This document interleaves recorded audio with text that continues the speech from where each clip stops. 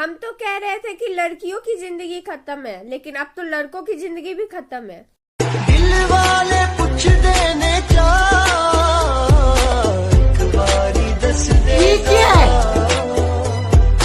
दिल वाले पूछ देने क्या। बताओ यार, टीचर 10 मिनट के लिए क्लास से चले क्या गए, ये लोग तो शादी करने लगी। ये गड़बड़ है बाबा। डर तो इस बात का है कि टीचर एक पीरियड ऑफ करे तो ये लोग कहीं बच्चे ना कर ले। अब तो पेरेंट्स भी गर्ल्स को गर्ल्स स्कूल में डालने से पहले 10 बार सोचेंगे।